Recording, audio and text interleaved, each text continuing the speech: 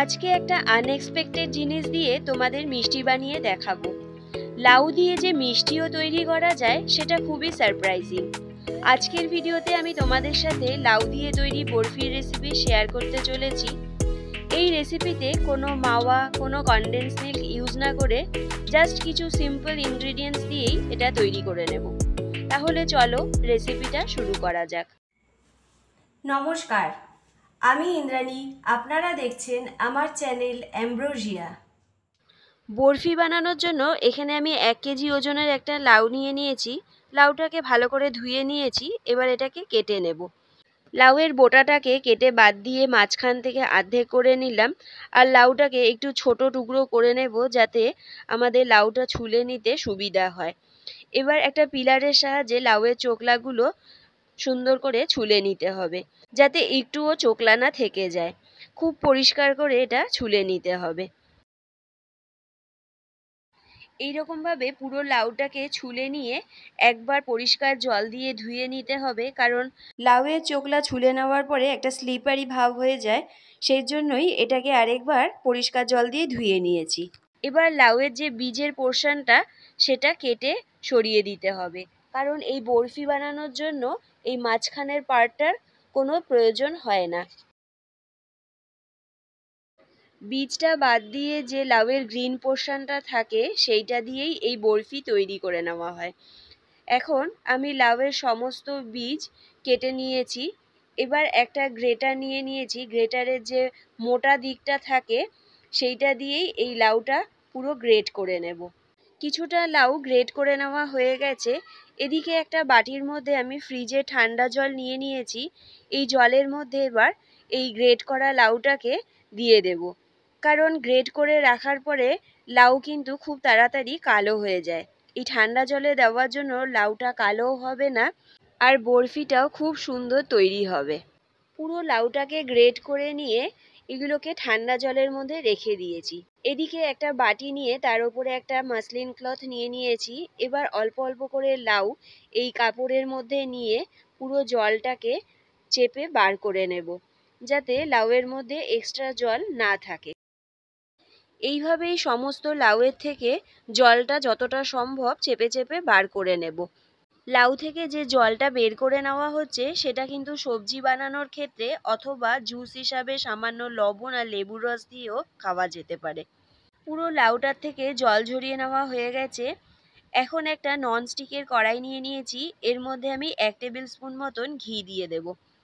ঘিটা গরম হয়ে গেছে। এখন এর মধ্যে গ্রেট করা লাউগুলো দিয়ে দেব। এবার 2 থেকে 3 মিনিট মিডিয়াম টু হাই হিটেই এই লাউটাকে নাড়াচাড়া করতে থাকবো। যেহেতু এটা আমরা সবজি দিয়ে তৈরি করছি, তাই এই সবজির গন্ধটা যাতে না থাকে সেজন্যই মিডিয়াম টু হাই হিটে কন্টিনিউ নাড়াতে থাকতে হবে।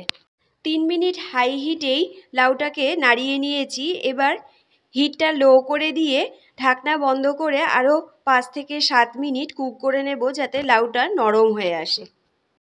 তবে এই 5 থেকে 7 মিনিটের মাঝে আরও 2 থেকে 3 বার আমি নাড়িয়ে নিয়েছিলাম, যাতে লাউটা পুড়ে না যায়। এখন ঢাকনা খুলে নিয়ে এর মধ্যে 200 গ্রাম মতন চিনি অ্যাড করে দিলাম। তবে মিষ্টির পরিমাণটা এখানে নিজের হিসাব মতন একটু কমিয়ে অথবা বাড়িয়েও নিতে পারো। কাপ হিসাবে এখানে প্রায় 3/4 কাপ মতন চিনি আছে। মিডিয়াম টু হাই ফ্লেমেই চিনিটাকে লাউয়ের সাথে খুব ভালো করে মিশিয়ে নিয়েছি, আর চিনিটা গলেও গেছে। এবার লো হিটে ঢাকনা বন্ধ করে আরও কিছুক্ষণ কুক করে নেব, যতক্ষণ না চিনির থেকে যে জলটা বেরিয়েছে সেটা শুকিয়ে আসে। তবে মাঝে মাঝে কিন্তু নাড়িয়ে দিতে হবে, না হলে কিন্তু পুড়ে যাওয়ার সম্ভাবনা থাকে। এবার এদিকে আমি একটা বাটির মধ্যে 3/4 কাপ মিল্ক পাউডার নিয়ে নিলাম। এর মধ্যে 1 টেবিল স্পুন মতন ঘি দিয়ে ভালো করে মাখিয়ে নেব। মিল্ক পাউডারের সাথে ঘি অ্যাড করে নিলে এই স্বাদটা অনেকটাই মাওয়ার মতন হয়ে যায়। তাই এখানে আমি মিল্ক পাউডারের সাথে 1 টেবিল স্পুন মতন ঘি ভালো করে মিশিয়ে নিয়েছি। এখন এই মিল্ক পাউডারটা একটা সাইডে রেখে একটা মিক্সি জারের মধ্যে 1/4 কাপ ডেসিকেটেড কোকোনাট নিয়ে নিলাম। এইটা কিন্তু বাড়িতেই তৈরি করা। কেউ যদি নারকেল না খাও তাহলে এটা স্কিপ করে যেতে পারো।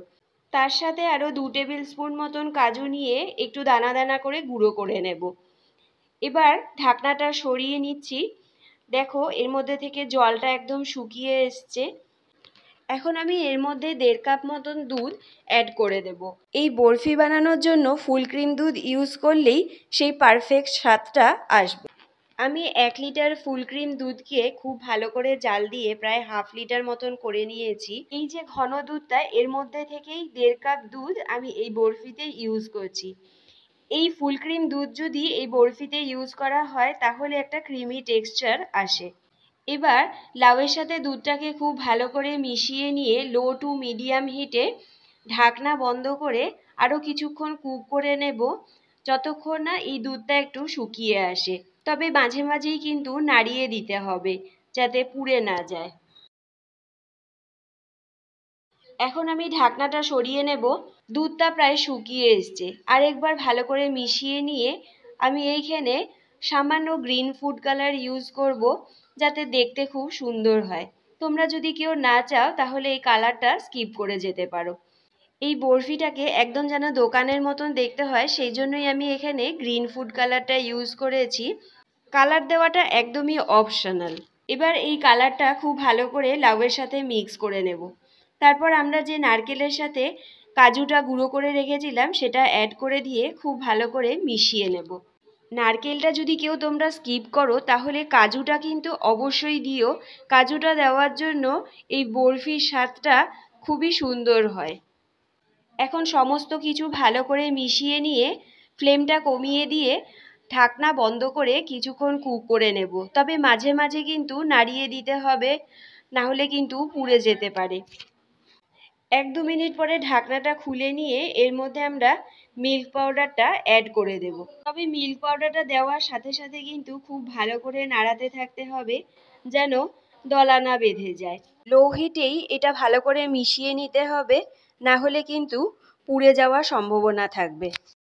মিল্ক পাউডার ইউজ করার জন্য এই বরফিটা খুব তাড়াতাড়ি তৈরি হয়ে যাবে, আর বরফির টেস্টটাও একদম মাওয়ার মতন আসবে। এখন আমি ফ্লেভারের জন্য 1/4 টিস্পুন এলাচ গুঁড়ো দিয়ে দিচ্ছি, আর তার সাথে 1 টেবিল স্পুন মতন ঘি অ্যাড করে দিচ্ছি। এবার সমস্ত কিছু খুব ভালো করে মিশিয়ে নিতে হবে।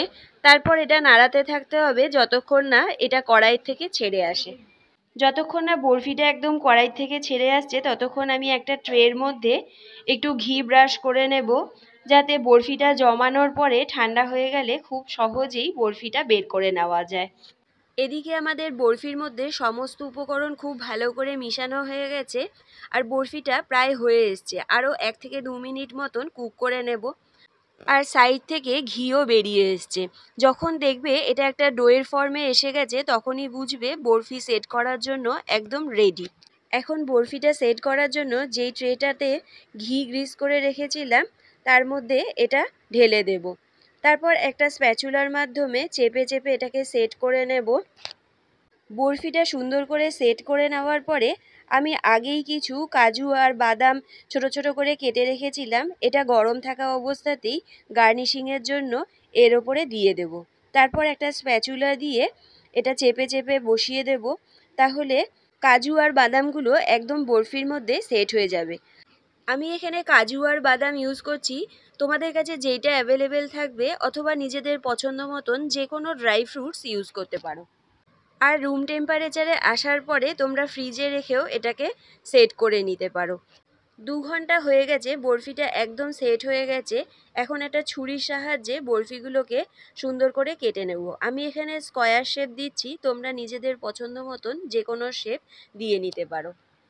এখন বরফিটা সার্ভ করার জন্য একদম রেডি।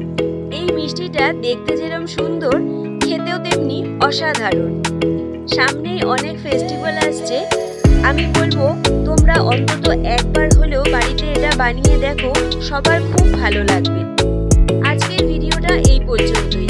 ভিডিওটা ভালো লেগে থাকলে লাইক আর শেয়ার করো, আর চ্যানেলটা অবশ্যই সাবস্ক্রাইব করো। দেখা হচ্ছে